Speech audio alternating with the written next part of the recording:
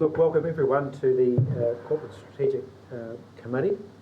I think we'll open with much needed prayer.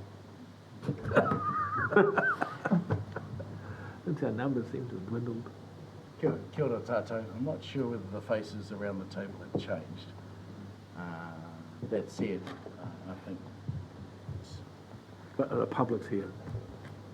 what I wanted to do, and thank you for the opportunity, Chair, is to acknowledge the passing of one of our colleagues and close workmates. Who was based in our Waipawa office, one of our catchment advisors, and that's Dean Roughton, who just 2 days ago passed away. We know not why, but what we do know is that his family are grieving, and that next Tuesday we may have the opportunity as his colleagues and as regional council to be present at his funeral, to be held over in Havelock North. But at this point in time, just to acknowledge Dean and everything he did for us, his passing, and for us to reflect that his family is going through a torrid time at the moment. So with that, Chair, I'll say a different prayer today. E te atua, te atua tohu, te atua kaha, te atua kaiwhakaora. Te tiro mai rā ki tēnei komiti o te kaunihira ārohe a te matawa Māori. E tuho mai I o tātou nei mahunga ki tēnā tangata, a Dean Roughton, e mate I tēnei wiki. Arohana mai mana ki hia I tōna whānau e noho pania nei I te rangi. Lord, we beseech that you look down kindly and provide guidance and support to Dean's family as they work through what has befallen them this week. Ata whai hia I a mātou, and also look upon us who sit in our different grieving modes, thinking about this, reflecting on this, and wondering how in any way we might be able to support one another in these few days ahead. E te atua anei rā mātou e noho koropiko nei. E mihi kia koe ki tau mai I au nei manaki tanga kei rungi a tātou katoa. Kia kaha mai rā I a tātou I ngā mahi e hae re ana. So give us the strength to continue on with the work that lies ahead of us. But we beseech you to look kindly upon them and upon us collectively. We ask these in the name of your Son, ko tātou nei kaiwhakaora, a ihu karaiti. Amen. Amen. Kia ora. Kia ora. Thank you, Piri, and thank you for your guidance on this. We are very, very great to have you on board for that purpose, because it sets the scene very well for us, so thank you. The agenda is a little misshapen, and we'll go through that shortly, but are there any notices? Notices? The apologies. I've got apologies from Charlie Lou, but he's off to another meeting, unfortunately. Craig Foss is not with us, which is unfortunate, because we've got the Powers Committee report. I'm sure he'll have stand-ins for that, I'm sure, from Councillor Foley. And Peter Eden is absent as well, so we're down on those numbers. And we've got Councillor Barker zooming in as well. Councillor Barker, please shout out loudly should you want to intervene. It's a very rare occurrence for you, but I'm sure you will find time. Can I go to agenda item 2, which is conflict of interest declarations? Oh, sorry, I needed to move the apologies. So I've a mover for the apologies to be accepted. That's Councillor Gerard.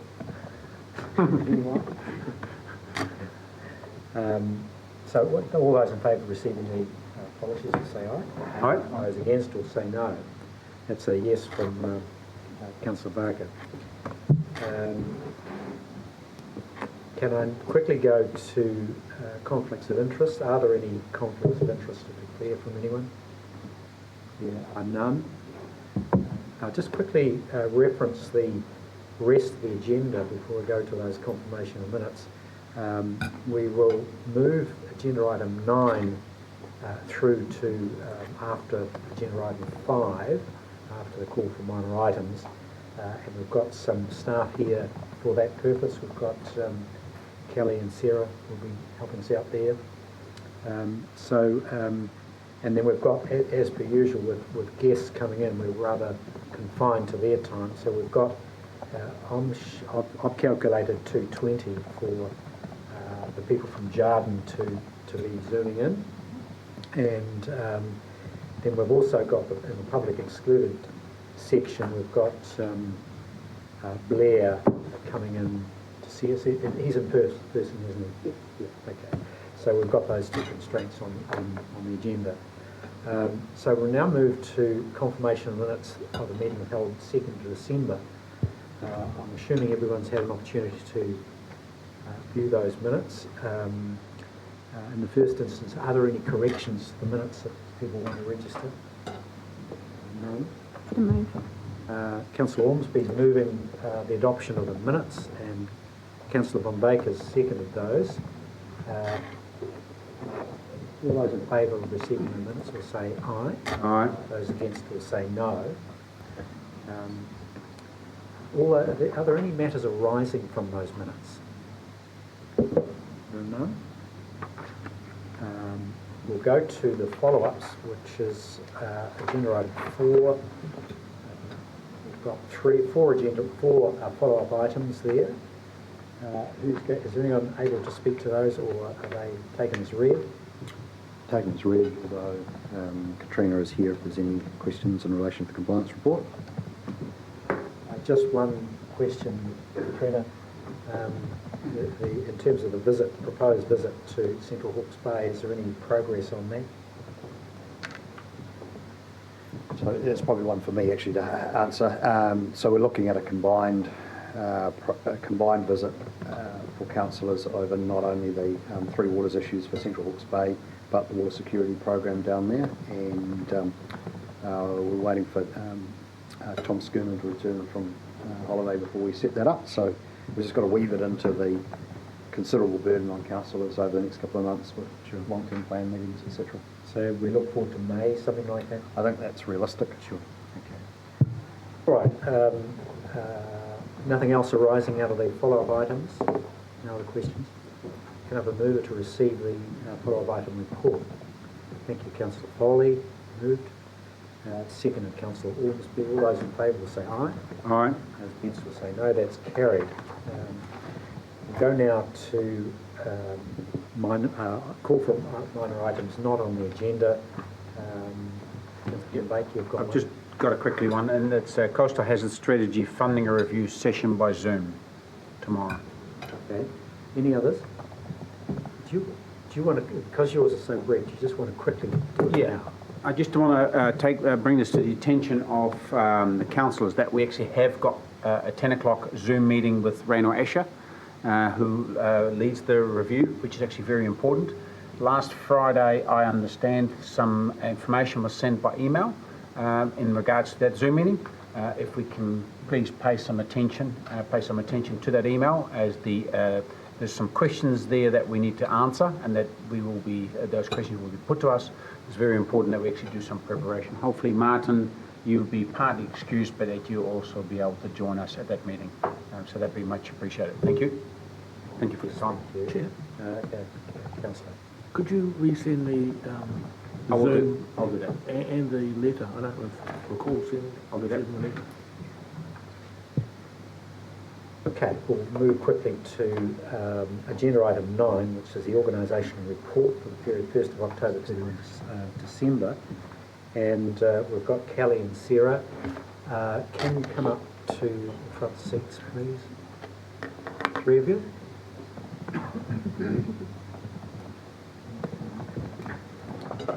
Just so everyone's on the same page with Thank you, Chair. these new staff, some new staff. So you have all met Jess Seed before from our IT team, who will help you through some training around the dashboard. But can I introduce Sarah Bell, who's joined us as the new Team Leader Strategy and Performance.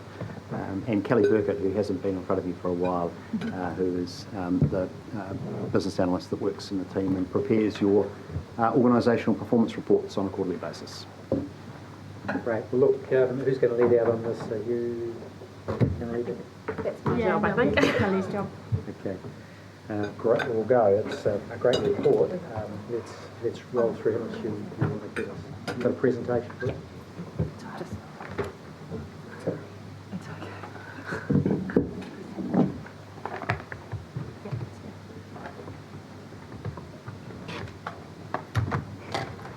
Probably hit the technical person.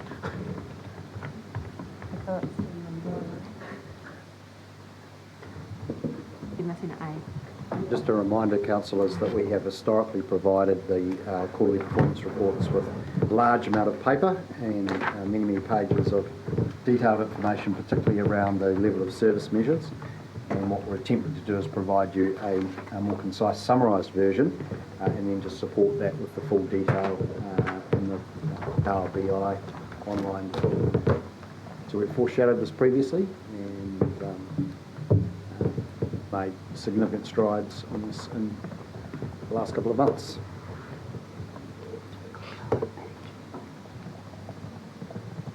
Good to go? Good to go. Okay, so yes, this is a dashboard that we have been working on in the last few months, so that we have more information online and less information in our hard copy report. So this information that we see on here, some of it will be repeated in the report, but a lot of it is supplementary. So today I'm just planning to take you through what the dashboard is in the different pages, and then a link will be emailed for you to be able to access it yourself and go through in the areas that interest you.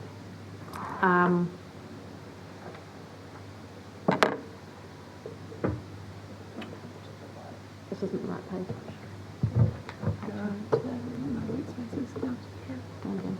Yep. And all grade report will be, if you scroll down, it's alphabetical. Up to down. This one. Yeah. Sorry, And should be that top one. this top one. Okay. That looks better. Okay. So these buttons here will take you to the different pages. The first button, people and capability. These are going to be showing you some of our people and capability information that we have, which is also within our quarterly report. We are still it is a work in progress. We've still got some parts that we're still working on. There's a lot of data cleansing to be done and just setting up our data sources to ensure that we've got the right data, and hopefully eventually automating that so that it's less manual input for us. But this is where you will find all the information for our people and capability. You can hover over the lines to find the actual data itself. And same down here, we've got what we were the prior month and the previous year. Hopefully that is useful. In the highlights and commentary, if you do click on there, that will take you away to any data that we have added in that highlights and commentary section. Back to, I'll just take you quickly through these. Health and safety, same again, some of the incidents we've got in the organisation, accidents reported by time off work, training courses and health benefits that have been taken up by staff. And again, if we hover over them, they should give us depth information if you want that. Highlights and commentary, again, we have what's happened in that past quarter. So we're looking currently at quarter 2. Customer experience, we have our Lagoimas that we've received and what groups they have been received in. We have our customer feedback via our website, how many we've had, how many have been completed and completed on time, our website hits, and our social media, Facebook reach, I think it is. Yes, total reach on Facebook, and also a media log. So these are queries that come in from media about lots of different items and how many we're getting, and that we also have, same again, highlights, commentary, a lot of information. Most of this information you will find in the hard copy report as well. Financials is a page that we're going to be working with our finance team soon. They are currently working with the Project Fuse, so we will kind of be working on what this page will look like moving from one system to the other. But we have got information on our rates collection as of the 31st of December. But we hope to have some more information up here for you guys for the next quarter. Carbon footprint. This is capturing all our CO2 emissions. So we have our fuel usage, the number of vehicles we have, our air travel, and our energy usage. Once again, if you hover over, you can find more information. There is also highlights and commentary, a little bit more information about what's going on in this quarter. Although that's not the right Excuse me, can we hover over on our back one, sorry. On our machines here? On our If we don't computers have a and mouse, laptops. what do you do? I beg your pardon? You don't have a mouse. I'm trying to hover over. Oh, I have no idea. I don't use one of those. I don't know, I don't have an iPad. Can you, if you tap on it, does it come up with a number? No. Cool, maybe I'll have a look. just got a deep static version. If you're looking at the paper in Stella, then it's Oh, the paper. no, that version. won't work. Oh, yes. Oh, well, you know. Us young ones, versus the older ones.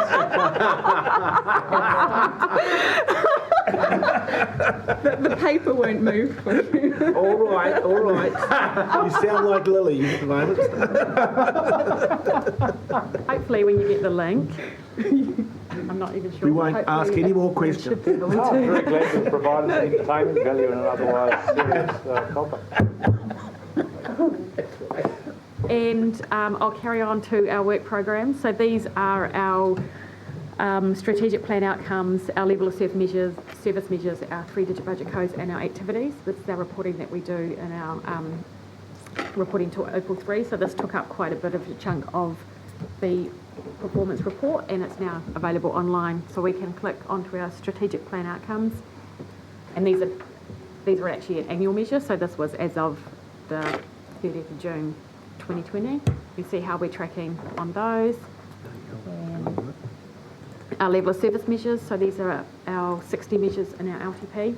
So when you're here, we can see how we're tracking on those. We can go and filter through on our group of activities.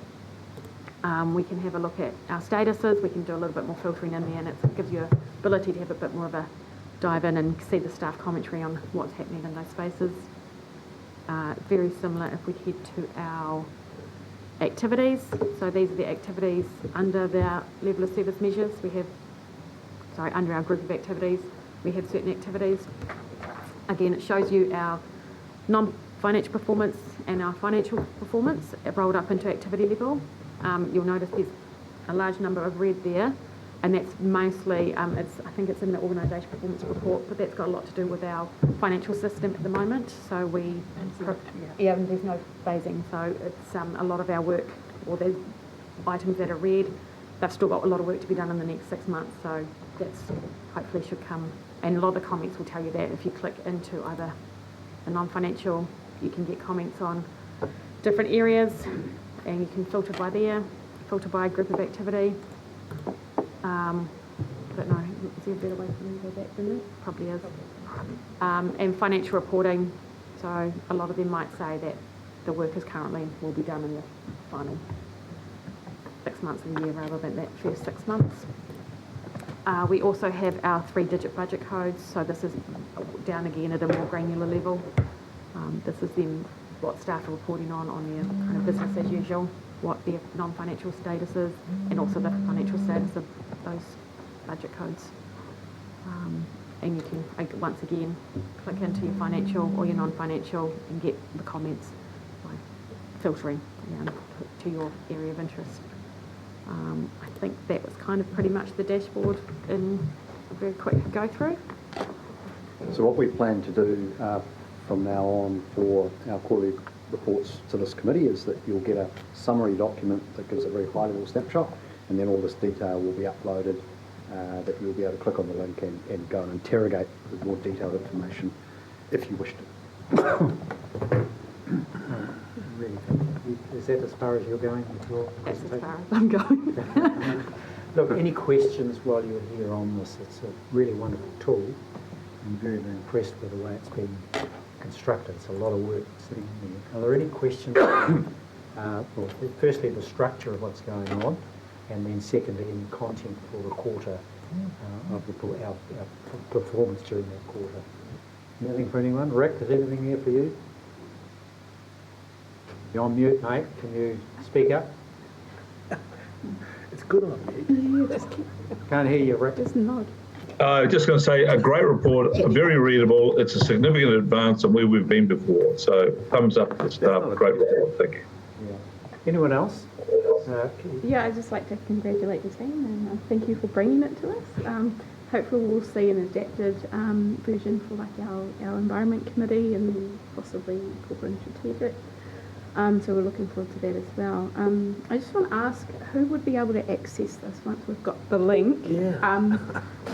Who can access this? So currently, the 9 councillors have been given access to this dashboard. Exec have a version as well that they access, so they've got up-to-date information as well. Got different versions, have we? They are the same. They are the same in every kind of way. But where have we been provided that access? You're about You're to. about to receive an email with a link. It'll show us how to do Future that. tense have been. You click on the link. System you've been given access, but we haven't seen you the link. Yeah, so we've applied, the licenses have been given, and we need to send the link, and then we need to find out if anyone needs any help getting on and It's having a look little. around. Can I, so when does this become publicly available? What's the public access to it? Well, that's something we haven't resolved, and would be interested in your thoughts on the information. Ultimately, everything is lagoimerable, and it could be that we make this available in some form. The challenge we have is that Power BI is a Microsoft product that is licensed to users, and you can't make the dashboard available to the general public, as I understand. I don't know whether there's a licensable version or something that we can do via general public access. I don't know, Jess, have you got any comment on that? Yeah, you can. It's just more the security risks of the data. So it's probably a bigger discussion around how we manage that data, even the back end. Although we might be displaying stuff, there might actually be like staff names that opening that up to people, they can have access to the data source, which is probably something we need to look into. Because this is automatically public information as of the agenda was, the hard copy was produced, or the agenda was produced, so it's online, available in our meetings portal, and so you're saying that the access to the, if you like, to the interactive interactive dashboard is not there currently, we need to make a decision on that. Yeah, just because it has the next layer down of like when you pull the data source in, it comes with all the additional data that we don't display in the report, but it is available. Okay. And in terms of, you've identified the progression and rollout of different elements to it, when would you suggest that we will have a completed version of this reporting process? I don't know about a completed version. It Well, kind of will, never is. depending on feedback from you guys, feedback from exec about what they want to see, what kind of stories they want to be able to see in their dashboard. So we're working already on our Q3 dashboard, what that's going to look like. So there's a little bit of work to be done with the finance team, with the communications team, and a little bit of data to be done with the people and capability, some data checking. So those will hopefully all be looking a little bit different next quarter. But yeah, we are relying on a lot of, feedback and what exactly people want to be seeing.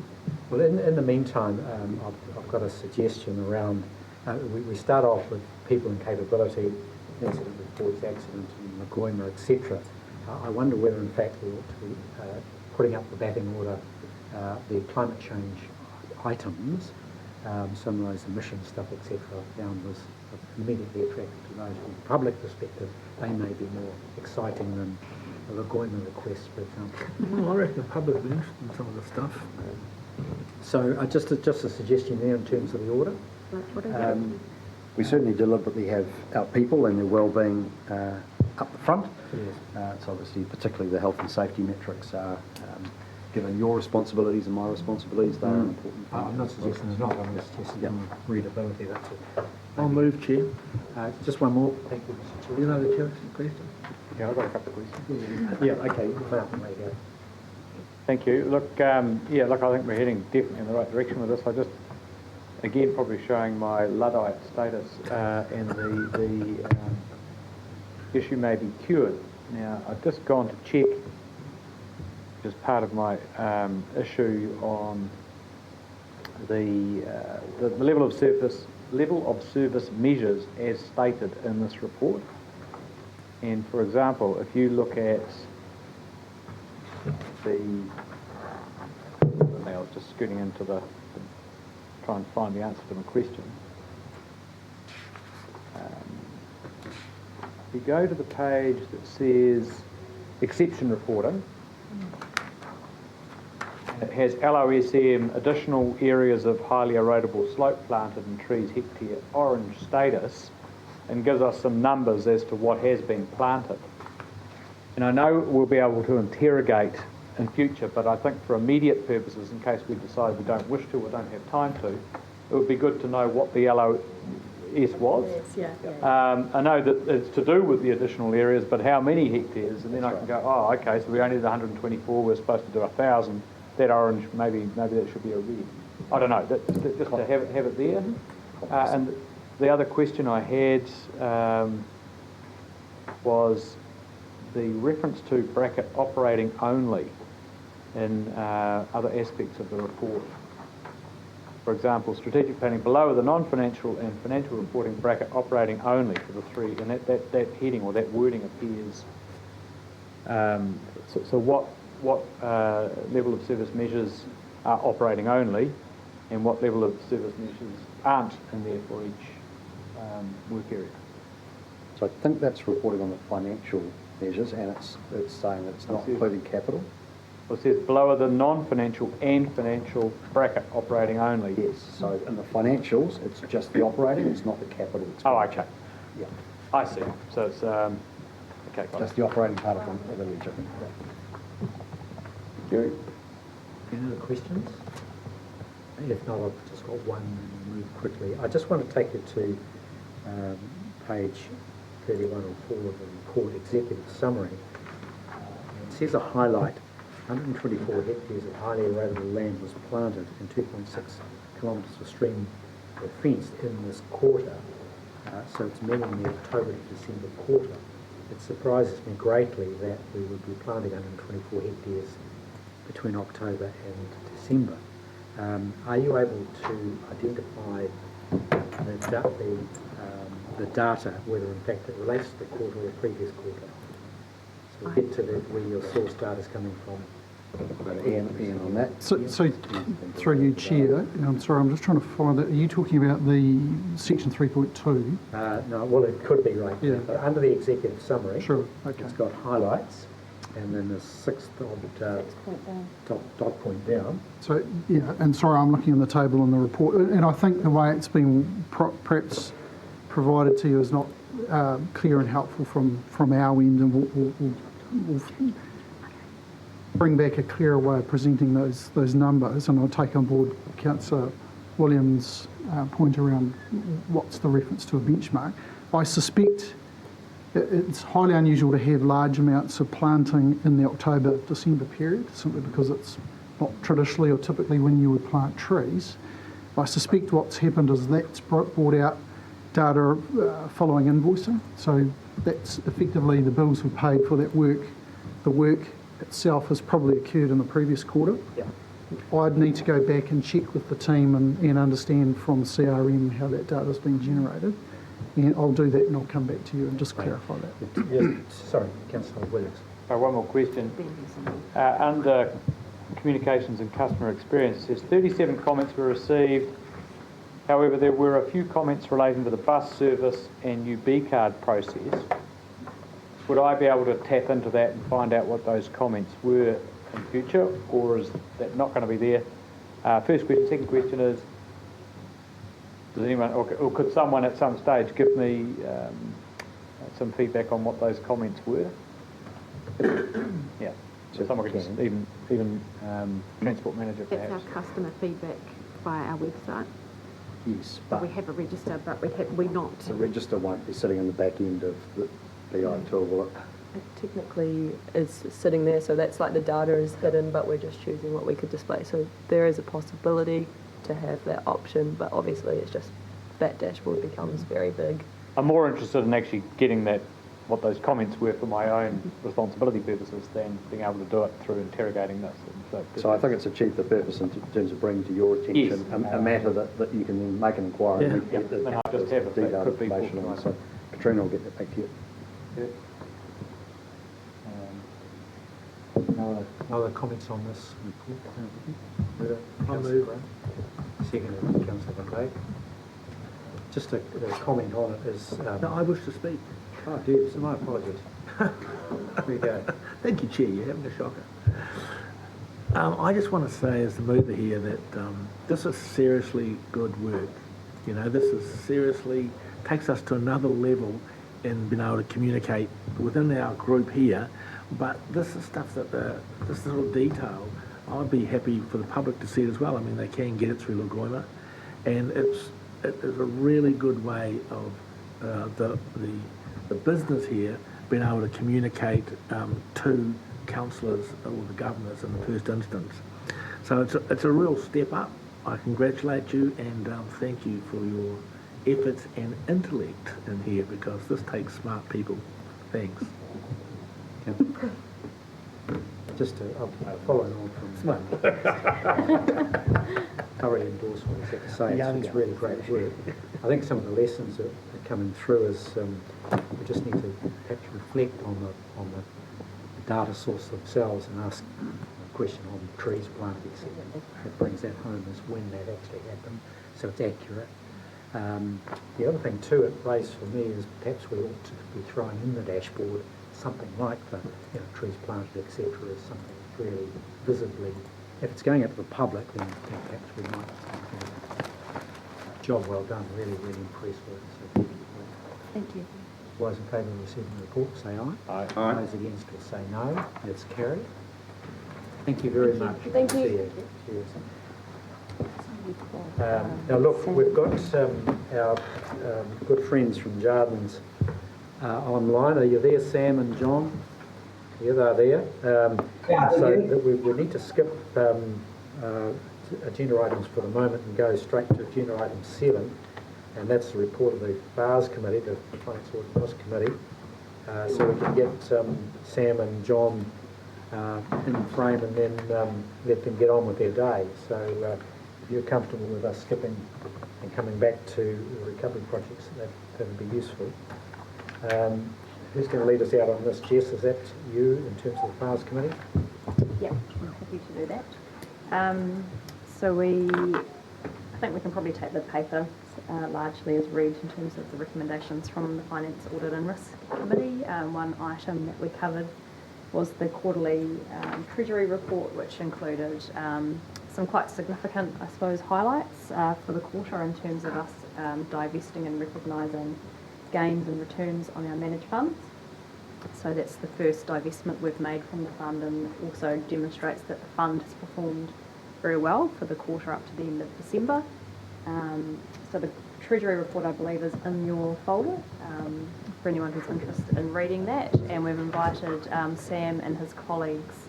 They were going to attend in person, but obviously we're in level 2, so they're zooming in, just to come and talk to us about the current state of the market, what they're seeing and what they're predicting for the coming 6 to 12 months, and talk a little bit about our portfolio and the composition of our portfolio. Right, so welcome Sam, welcome John. Thank you. Rick, can you see what's going on from your perspective? I can see John, John Norling, but I can't see John Norris. Just a blank square here. Oh, here we are. There's Sam here. I've got you there. Yep, Sam's there. Yep, thank you. Gotcha now. Well, welcome, folk. Good to see you. Who's leading off on you from your end? I'll do that. Thank you, and thank you for, again, the opportunity to come and talk to the committee we were here sort of around about this time last year, and things were a little bit difficult at that point. We had questions like, how do you think the year will play out? And obviously that was a really challenging time to sort of think through that, or give any real certainty around that. But the work that Council did around establishing the portfolio and the mandate and asset allocation and the bits that go around that came through during the year. So, that structure which provides discipline, which holds you to your course, really played out, because it was a bit challenging early on there, and it's the big decisions and the big moments that do make a lot of difference. What the portfolio has delivered for Council is a diversification of its asset base. So, during a year which was incredibly challenging, you had a number of different management teams across the businesses that you own that went to work and found ways to meet the challenge and move forward. So the portfolio did what it was meant to do during a really challenging time, and we would encourage you to continue on with that mindset. I'll pass over to John in just in a moment, and he'll give you a view of where we see the world right at the moment and where we think things are sort of heading. But it also encouraged you to think about the portfolio in terms of its kind of intergenerational position, and so that the influences that we see that come up this year and next year and the year after that are important. But the fact that we own a portfolio of great businesses which we think are enduring, we keep a really close eye on that, and think about the portfolio in far longer terms through many cycles, I think that's really important. So, market analysts like ourselves, try and think about the short term, but it's the long term that's really important, and that's why the good governance and the planning that you've done should hold you in good stead. So with that, I'll just pass over to John, and he'll give you an overview of what we're thinking generally around the world. John. Okay, thanks Sam, and thank you for taking the time to listen to us this afternoon. I guess I'll probably start off by perhaps saying something that might be just a little bit inflammatory, and that is that we'd probably expect things to be a little bit volatile over the next few months. And I guess the reasoning for that is that, we have had quite an extended period, and by extended I'm talking about sort of, 4 to 5 months of what I call pretty good news. We've had a number of vaccines be approved for use and started to be rolled out through various countries. So that's clearly good news in terms of drawing in, if you like, the end is in sight with regards to sort of COVID being a sort of material impact in terms of sort of the way we operate, even though, of course, we're somewhat restricted today. There's also been globally a significant amount of economic stimulus, and that's both from central banks, but also sort of more importantly from governments, and not to be outdone, particularly in the US. And then in terms of the actual economic numbers that have come through, they've generally surprised on the upside in aggregate. So that sort of sets us up for a period where markets are pretty buoyed up about things, but when things start to get a little bit tricky, they can correct quite quickly. And I guess we have sort of seen a bit of that sort of more recently with longer term interest rates in particular sort of moving up to quite large amounts relatively quickly. However, if we sort of look out 12 to 18 months, we'd sort of still see it as a reasonable period for equities, and therefore any pullbacks, and by pullback I sort of mean a circa sort of 10% correction in equity markets, we'd see that as an entry point to look to put a bit more money to work. In terms of the way things are sort of panning out, the higher interest rates certainly put a bit of pressure on valuations, and we have seen that, particularly for high growth companies and companies that are sort of known to or held as investments to produce income. But there are actually other companies that benefit from those higher interest rates, and particularly financial stocks like the banks and insurance companies.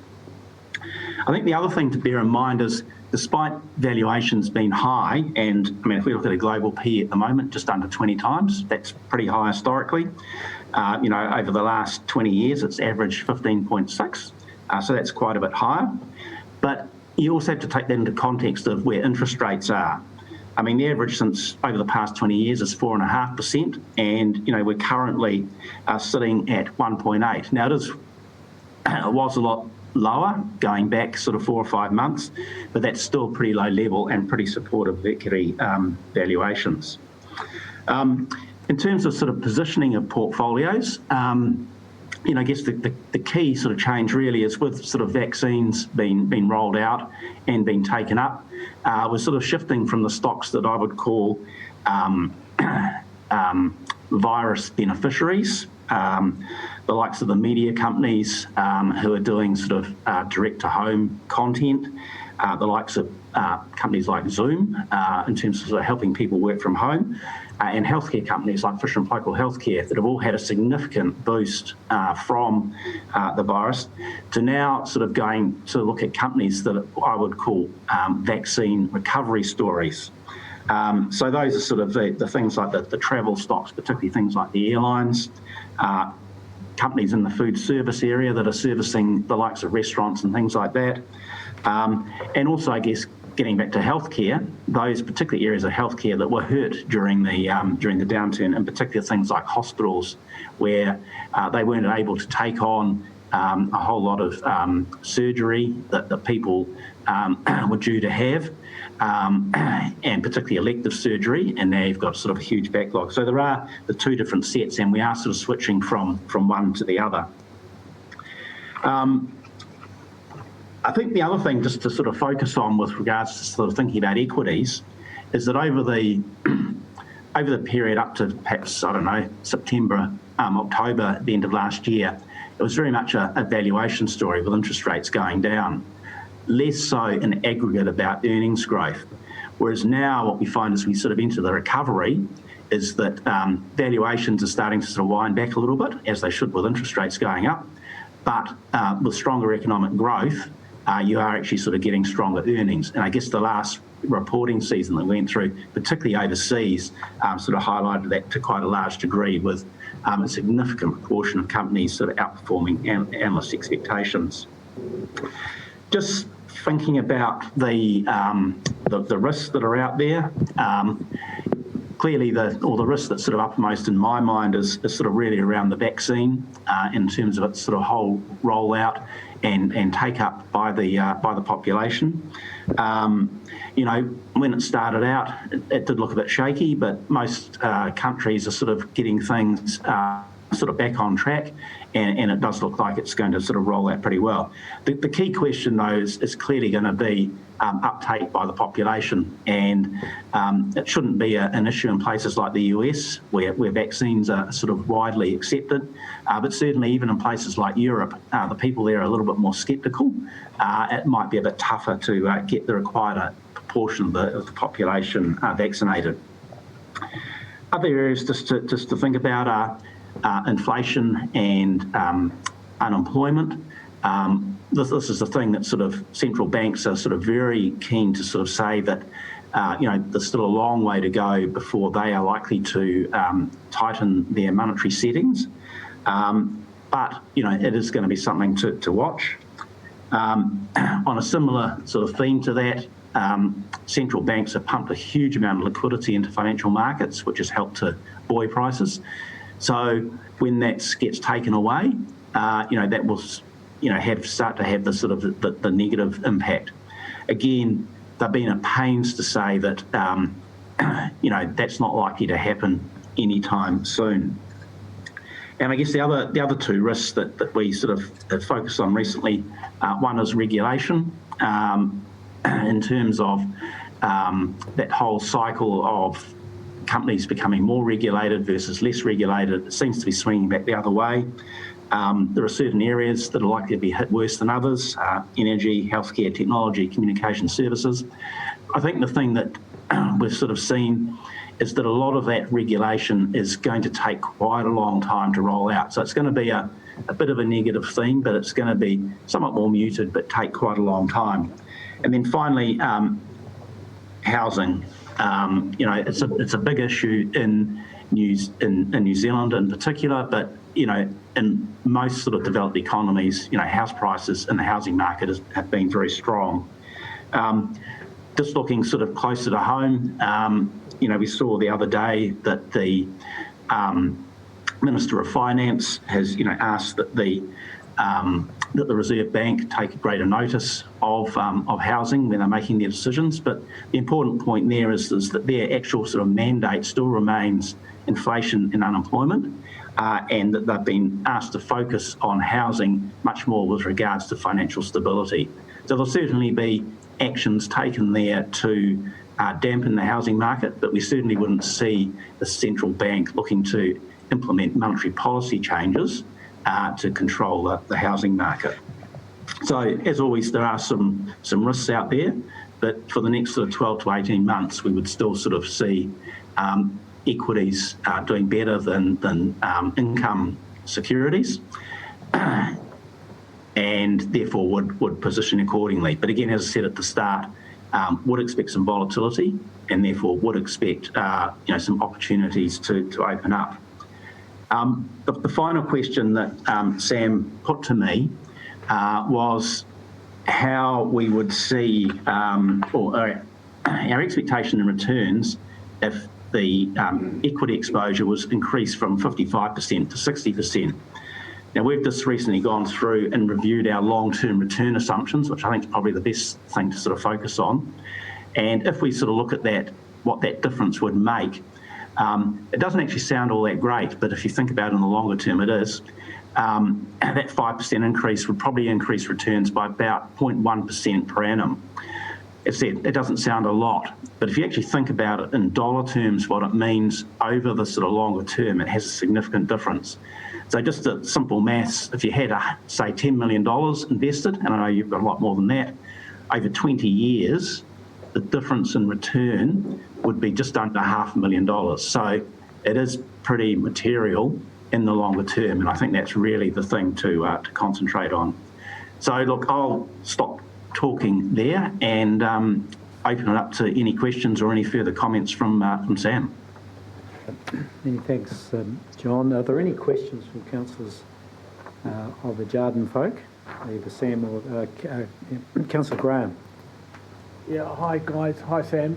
I'm really interested in, and this is a little bit loaded really, but you may have partly answered it in that dissertation, but if the Americans put over $1 trillion of essentially quantitative easing into their market in the next 12 months, which they're saying they're going to do, and according to some information which Sam and I got on Friday, they have through quantitative easing increased their currency by 40% just last year. That's their whole entire currency package just last year. And you got all this money, this printed money sloshing about, going into companies like Robinhood and Sharesies, and with nowhere to go but into the stock market, and we're seeing the effects of that. So what is that? In the next 12 months, do you just see this just continuing like this, or do you see it having a negative impact?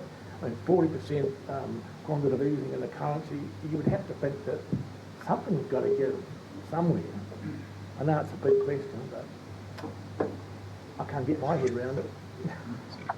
John, do you want to start with that one? Yeah, well, I mean, as one of the things that we are focused on is the amount of liquidity in the market, which you've alluded to, and I mean that liquidity is going around and it's chasing all assets. I mean, it's part of the reason that interest rates have been pushed so incredibly low, why equity markets are sort of at high levels, why house prices are at high levels, and I get asked this question, what assets can we buy that are cheap? Well, I can't actually sort of find any, and I don't think anybody else really can either. It's a real... Sorry? Money. Honey. Bitcoin.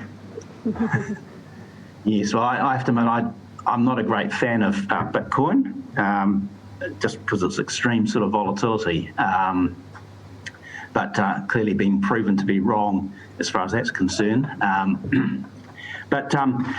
Yeah, you know, it has driven that, and so when that liquidity starts getting withdrawn, it has to be done in an incredibly careful way so that things are, if you like, managed gradually out, and we don't have a, you know, basically we don't have a stock market crash or a crash in asset prices, because that would be negative for economies as well. And central banks and governments are both very, very aware of that. So you would expect to see a lot of signalling or talk from those particular entities in terms of warnings that, you know, they are starting to think about it and being very explicit in terms of the plans and doing things in a very gradual way, because otherwise what happens is everything that we've done, going all the way back even to the GFC to, you know, patch things up and put things back in the rail, all just goes into the dustbin, and you know, that's certainly not what's wanted by anybody. So I don't know whether that's. Could I add to that, John? Just in terms of you know, there's a lot of risk out there, Rex, and clearly what you've identified as one of those. The beauty of an investment portfolio is it allows you to diversify your asset base so that any one of a number of risks can be mitigated to a certain amount. You've you know, the funds that have been sort of spread through have come out of one major asset generally, and now they're more spread. And what we saw, you know, during the COVID or through last year is all of these management teams worked out what they needed to do next. We worked out how they can get their business through, and you know, how they can get to the next level. So risk is something which is always going to be present. It's going to be different every year, it's going to be different things, but the beauty of a portfolio, you can manage through that. Are you guys suggesting we increase into equities another 10%? Is that the bottom line of this discussion? That's for council to decide, but if it's purely an intergenerational fund, then you could put your settings to try for more return, which comes with more risk. But of course, that risk is mitigated to some extent through the far longer duration that you've got. Okay. So you start to see through cycles, you know, and you know, to grow the fund along the way. So you could have the settings could be more aggressive if it's truly intergenerational money.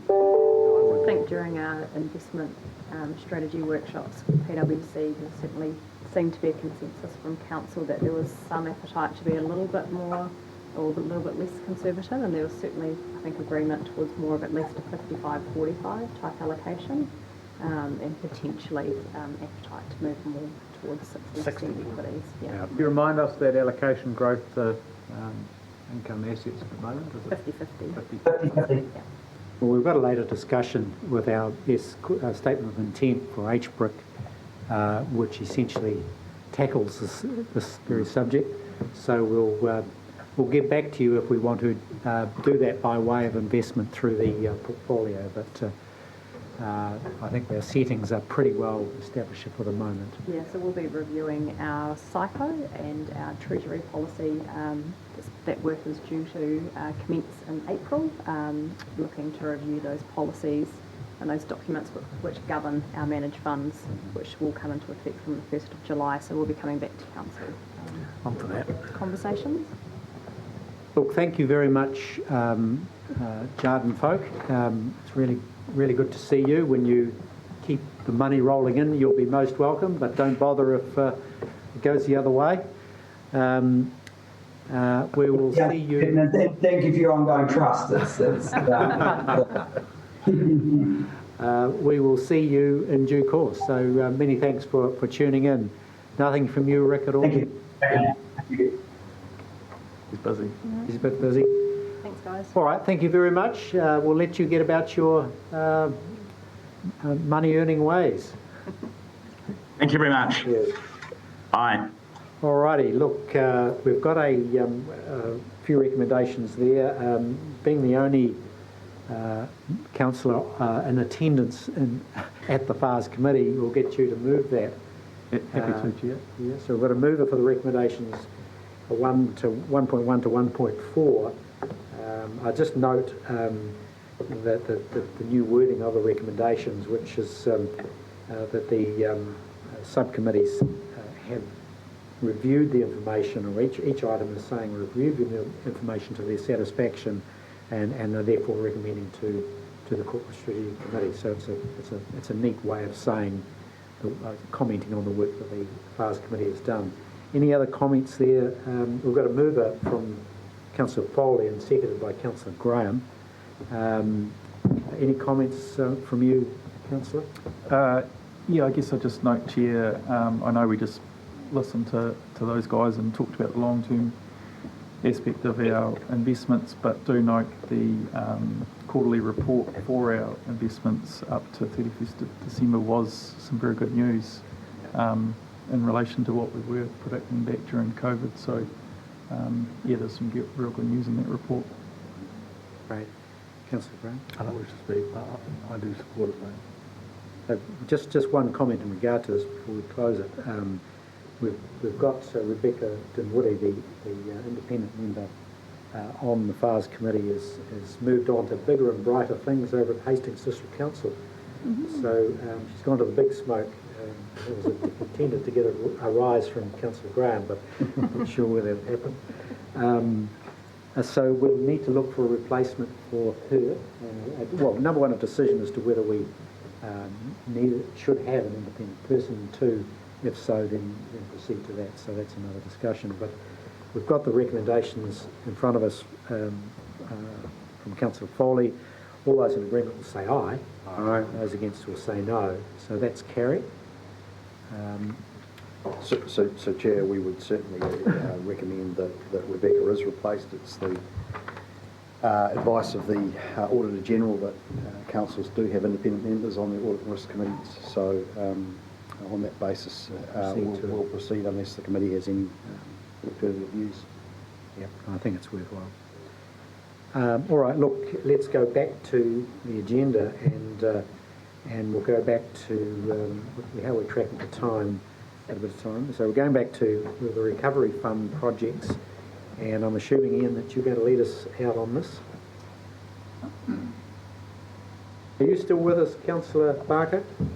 Yes, I am. I noted that the chair saying back to the agenda. I don't know why you should ever have left it. Having a shocker. Exactly. Kia ora tātou. Are you happy for me to get into it, Chair? Yeah, way to go. Sure. So look, take the paper as read. A little bit of context and background, perhaps to help your deliberations. A reminder that I'd brought to you a paper last year seeking to leverage some of this fund for freshwater improvement fund projects that we submitted to Ministry for the Environment. Unfortunately, we weren't successful on those, so the team have been working hard in the background to figure out what other options there were to use the funding and leverage the available money that's in the Jobs for Nature environment at the moment, and this paper represents a part of that, and the other part being a project that has been in development with Fonterra in Niwa for some time, that further work has identified budget shortfalls that we want to fill to complete that really important piece of work. The Jobs for Nature Private Land Fund is the first and we think probably the last time that we will get biodiversity funded or focused funding from the government in the Jobs for Nature package. That was announced earlier this year. In January, we have submitted an application to the fund as represented in the paper for you, but to be clear, we had to do that to meet the timeframes that were put in front of us. Effectively, it's a registration of interest. If we're successful, we would then enter into negotiations and sign deeds of grant. So if today's discussion is unfavourable, we would simply withdraw that application. So we're not committed to anything at this point. So just to be really clear about that. It is focused on private land, and it's a really good opportunity for us to use our zonation work that we invested in some years ago, which is effectively helping us target the most critical habitats in the region and invest in those. And we've had a program of work underway in that space for a few years now, but at very small scale, given the limited budget that has available. So this project potentially scales up significantly that work and brings forward in a number of years, about 6 years of work in a short period of time. It focuses on things that are of biggest threat to those environments, which are typically removing grazing pests. So no surprise that deer are a big problem in these places. So a lot of the work proposed is effectively topping up fencing or deer fencing, remnant forest patches, removing deer, and then maintaining grazing animals out of those habitats. And it does include some plant pest work as well. We're partnering with QE2, and QE2 obviously bring extensive experience in protection, because the fund requires us to protect these areas, not just do the work, but ensure that they are permanently and sustainably protected legally. So that's a critical partner for us on the work. And it does leverage our existing investment in this space. So you'll see in the tables on page of your agenda, the tables break down. So it's in section 21, breaks down the split of funding. And by partnering, using our existing investment in staff time and money, the QE2 and landowner contribution, and potentially this fund over a 3-year period allows us to leverage in the maximum available of $1 million from the Jobs for Nature Fund. So it's a very good opportunity. The other point I would make is that, well, two other points. One is that we've indicated in the paper that we have that we would like to use 400,000 of the 700,000 in the fund. It leaves 300,000 left. We have identified in the paper some projects that I would consider are typical of the sorts of things we would then look to with the remaining $300,000 if those projects are successful in their own bids for funding. So those were the two projects that were presented to you at the EICC committee for the Ruakaturi and the broader Mahia Whangawahi project. What we're saying to applicants, and look, we're aware that there are a number of others who are in this application process, and we've said to them, note that we are a supporting partner in these things. If you get through to the second stage, which is effectively to negotiate with DOC, with the Jobs for Nature funders, the final project, come and talk to us, and we will examine how we can best leverage funding from their work and their projects off the central government pot. So we want to maximise every possibility to get as much central government funding into the region as possible. So we've left the door open. Although we have identified two there, I would say they're not exclusively the two. We will work with whoever comes in the door with projects that align to our zonation, our priority sites, and the type of work that we're wanting to do. And it's difficult because everybody's in the same boat of not having certainty about whether you've got funding or not. So we're leaving some flexibility in our approach there. And then the final point would be, unfortunately in the paper it hasn't identified that we have worked very closely with the finance team on this. So Amy, who you met earlier today in the workshop, has been closely connected to Thomas, who's in the back there, and Mark, in developing the paper and working through the finances. So rest assured, this isn't us creative operational people looking to run away with your money without involving the finance team. So I'll pause there and take questions. Councillor Ormsby and then Councillor Williams. Kia ora, Ian. Thanks for that. these are all very worthy environmental projects that we want to be able to fund all of them. But if we go to point 10 and we just review the reason why we chose Ahuriri catchment and the Parongaho catchment, can you give us a bit of background around why those two catchments were dedicated that amount? So those were the two freshwater improvement fund propositions that we put to the to that process and were turned down. The Parongaho is an easy one because you've got a catchment group who are operating and actually have been pretty successful in securing their own funding. So their work aligned to ours, they're organised. It made sense to link it into that project. Ahuriri's kind of similar because we're active in that area anyway. So we're already doing the work. We were looking to leverage off that existing investment. And equally, we had a particular problematic part of the catchment that we were looking to try and remediate through this fund. And of course, overlying all of this is a requirement for job creation. So it's about creating nature-based employment and work that would fund, people out there doing work in the environment.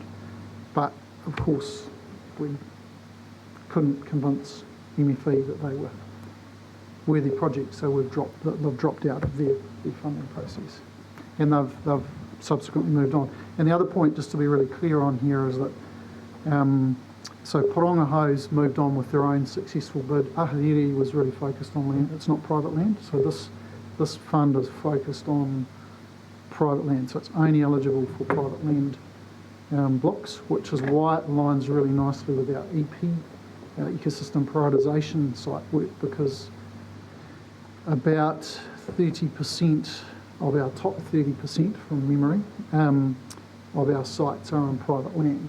So the way that this fund has been developed and put together fits beautifully with that work. Just, sorry, naturally, I thought, oh well, Ahuriri catchment, hopefully we don't miss out at any stage. We are looking at other options to pursue that, but it just doesn't fit with the criteria for this funding, unfortunately. Okay. Thank you. Councillor Williams. Thank you. Look, I'll get to the question, but going back to the purpose of this fund, leverage and jobs. And to me, when I'm thinking about what's downstream, to say the Ruatakuri, the use of the 700, can you help me with just how much merit there is in the 224 project for DIN reduction that actually ticks the leverage or the jobs purpose of this fund? I'm 100% across the other project is ticking those, the Jobs for Nature project, but people, can you really say that that's leverage and jobs? Well, it's certainly leverage. So there's an existing investment into that program. And it's not going to leverage more. Sorry? It won't leverage more. Well, no, that's probably true. It's not going to leverage more, but it leverages off an existing investment. So Fonterra have been $250,000 they've spent on that project today. Effectively, unless we can find the balance of the funding to complete the construction of the wetland, that project may stop and may not meet the timeframes for the NIWA National Monitoring Program. Yeah. That's a great imperative. I'm just not sure it's the imperative of this part. So in terms of job creation, I mean, yeah, that's probably certainly a more not as strong an opportunity as the Jobs for Nature, the EP site related work, because that will absolutely be employing plant and animal pest controllers, fences, all of those sorts of projects which kind of fit across the broad range of projects that the government's funded to date. Invariably, there will be employment associated with this job, and it's going to be in the construction sector, earth moving type of work. But unless Thomas can answer the question, I don't have the details of the timing on the numbers. Come on, Thomas. Come up to the table, Sorry. Thomas.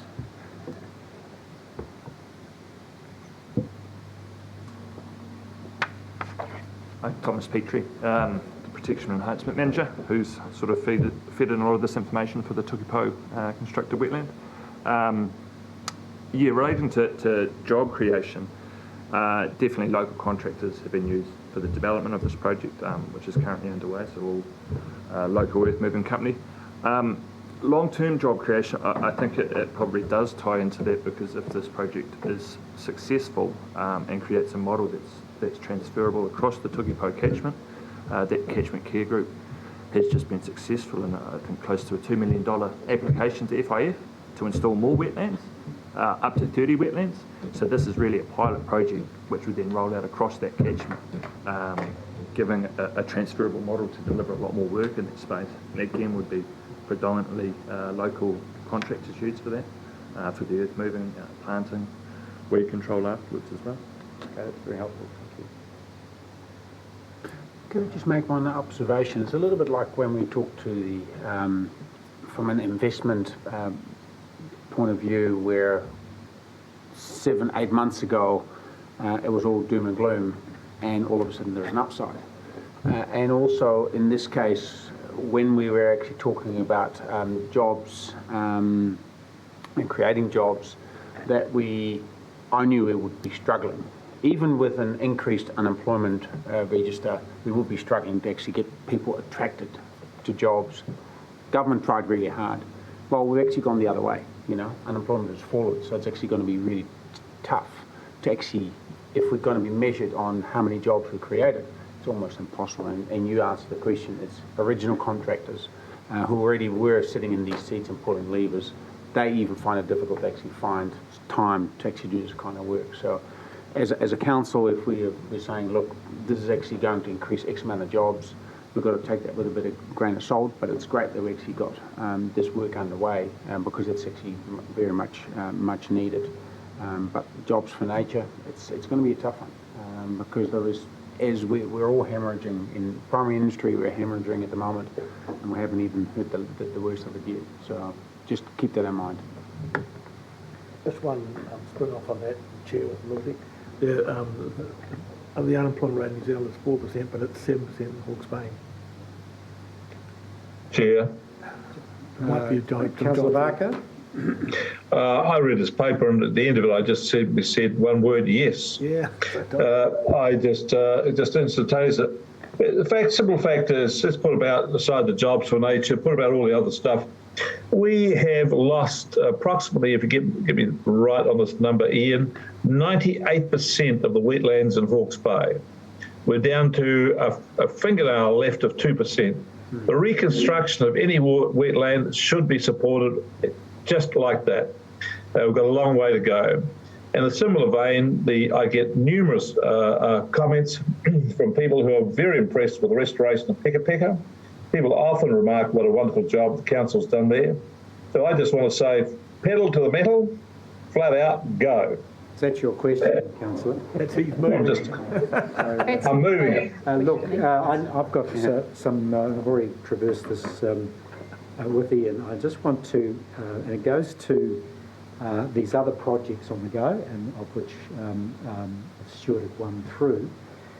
My concern with the direction of travel is it seems to preempt, firstly it's based on the outcome of the funding application itself, and we don't know that and won't know that till about April.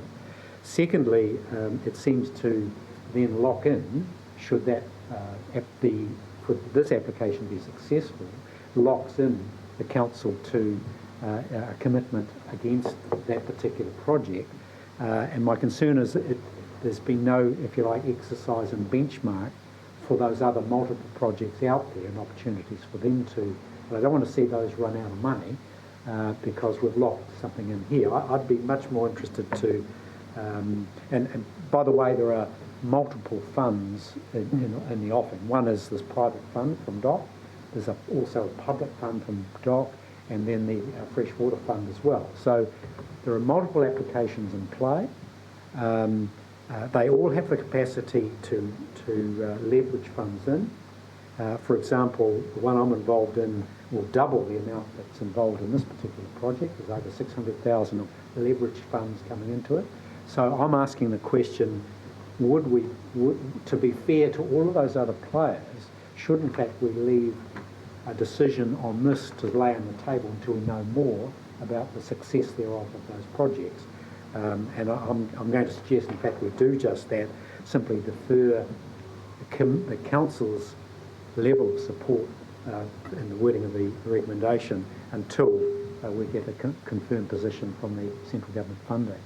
Would that hurt the situation? Is it urgent that it's confirmed now, even in advance of an application outcome? So the Tuki-Pool wetland is probably the point in case it's different, because that's effectively ready to go, that work. The Jobs for Nature private land one, I would take on board your point that we're in the same level of uncertainty as every applicant and we don't know whether we'll be successful or not. I guess the point about that work is effectively it's work that this council's already identified as a priority and has committed an investment into in its current long-term plan and in the future long-term plan. So it's our biodiversity priority, it's one of our 4 pillars in our strategic plan. It fits with, like I say, our zonation work and the EP site program that Mark leads. So it's effectively saying this is work that you would do and you had made a priority and we should leverage the investment on. The challenge would be if you then, I suspect, put our work in the pot with everybody else's, it may well just blow it out of the water because of the absolute alignment of that work to our current priorities and our criteria for our existing funding, which is a key part of the leverage here. Now, there is, like I say, 300,000 remaining of the 700,000 that is available for that kind of conversation with those other groups. Mark, I'm not sure that we're necessarily hamstrung if we don't get a decision today. But yeah, as long as we've got... Well, it's not far away and we don't... We're able to kind of... I mean, this has got to go to the council meeting at the end of the month anyway to be a council decision. But much beyond that, we'll be looking at the May ENIC committee meetings. So the progress would really start being delivered in May. We have to be underway by 30 June. So just in terms of comment on that, I appreciate the if you like, the priority given because of our previous prioritisation process, but equally the Ahuriri estuary was the original intent of that fund. We'd decided on a priority at that level. We're moving away from that, and there could be projects or are projects in relation to the Ahuriri estuary which may qualify. So I'm challenged by the logic, if you like, of this for the want of certainty or the indication from DOC and or MFE on the outcomes of those funding applications. I mean, we tried on Ahuriri obviously, and it had been declined. So I think we're sort of moving to other priorities. But look, I'd suggest that the remaining 300,000 is probably the one where that sits on the table for whatever comes through this latest round. If it needs supplementation, they can come to us for that. But I'm conscious of the fact when this fund was established, Council had a extensive discussion about whether we would open up or call for proposals from other parties to leverage it, and Council decided that that would be unmanageable and it was a sufficiently small fund that we would take a more targeted approach based off our existing work. Exactly. Have you, Councillor? I'm just wondering about the fairness. Are we being fair enough with these time opportunities versus trying to get a project we've sort of got hooked into, linked into? So I suppose I would just want to ask about the fairness of our dates. So we don't set the dates, unfortunately, and look, this has been challenging for staff because the fund was announced and very quickly given a get your application in date. So we had to move really, really quickly. It doesn't allow time for those broader processes to gather others in. So there was a whole lot of reasons why this happened quickly in our view. And look, in reading the kind of criteria and the scope, it feels almost like it's written for these types of projects and the work that we're doing. And to the Chief Executive's point, I think there's enough scope in the remaining funding, quite a large sum of money, to allow pretty decent conversations with those who will be successful, recognising there's only $18 million across the whole country. So I don't expect everybody's going to get funded. For those who are successful, if they are, then absolutely we want to maximise the opportunity to get as much government funding into the region as possible. But we would have those conversations once they knew. Just for information, I understand that MFE received $250 million worth of applications for that $18 million.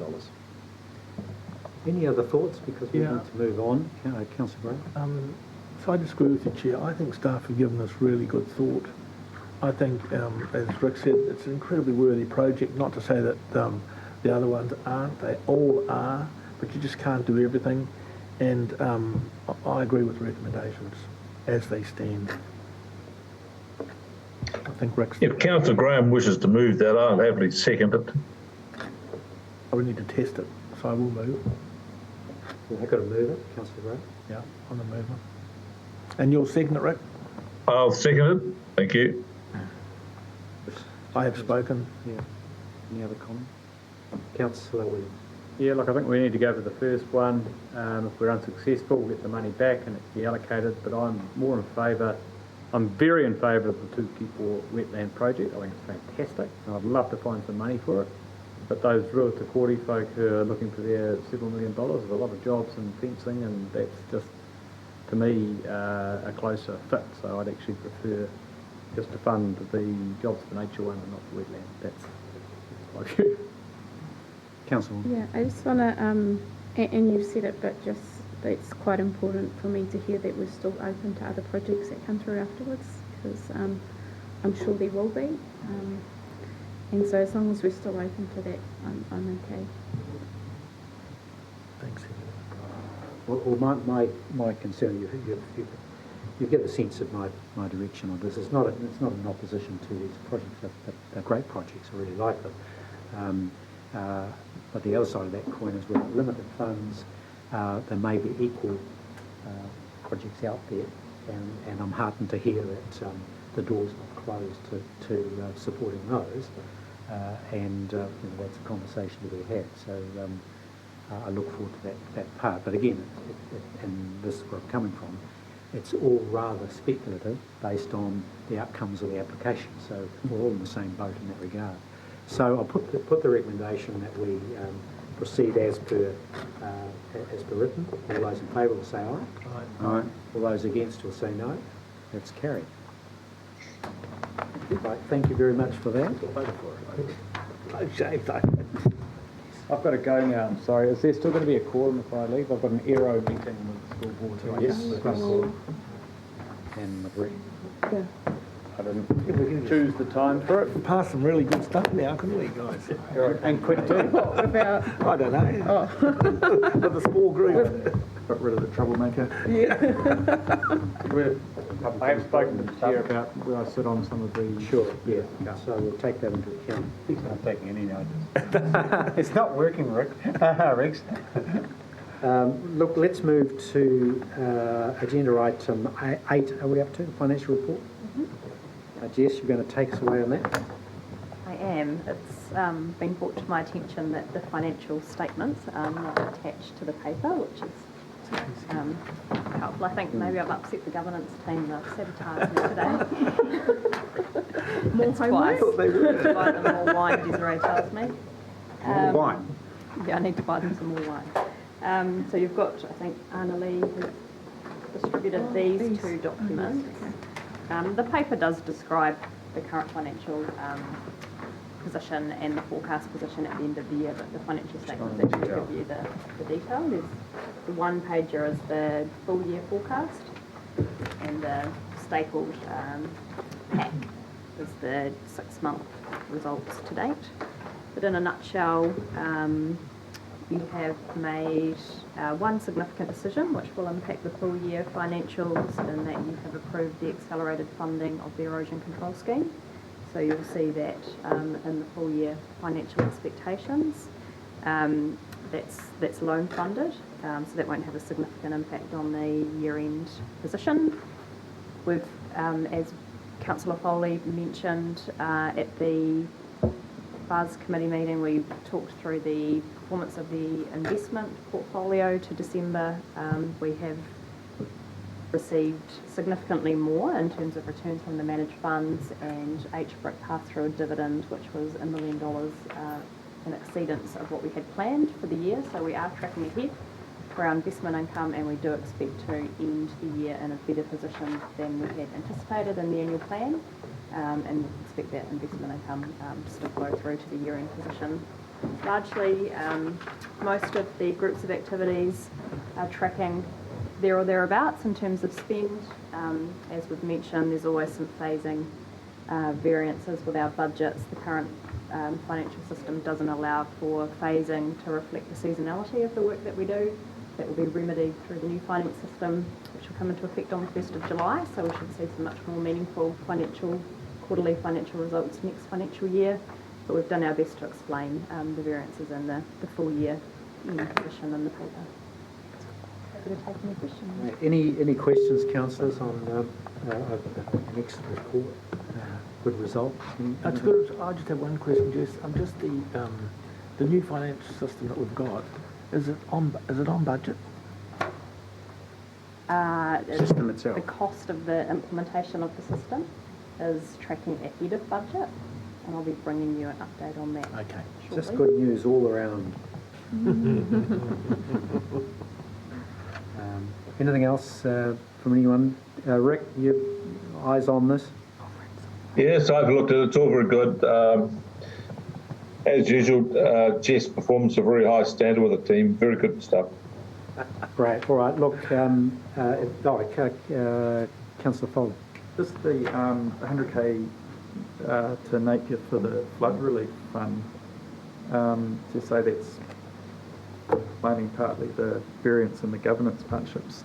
I mean, shouldn't that just come out of the fund and be paid like how? So it's reflected as expenditure. So the funding, it's not a rates requirement, but it is demonstrated as expenditure, but it is funded out of off the balance sheet from the reserve scheme. All right. I've just got the one question, and it's in relation to paragraph 20. Just a funding a third of the fees for Barker and Associates. Can we have some explanation and no declaration of conflict of interest from Councillor Barker on this? I take it that's not anything to do with Councillor Barker. What? That was being facetious. I'll move the recommendation. Exactly right. I was just thinking, what? Are you on drugs there, Chair? Should we get an alcohol and drug test for you? Let's move. I've moved the recommendation that we receive the report. Do I have a second for that? Councillor Foley? I'll second it. I don't wish to speak. Do you wish to speak, Councillor Foley? Anyone else?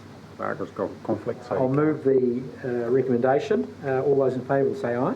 Aye. Those in favour will say no. That's carried.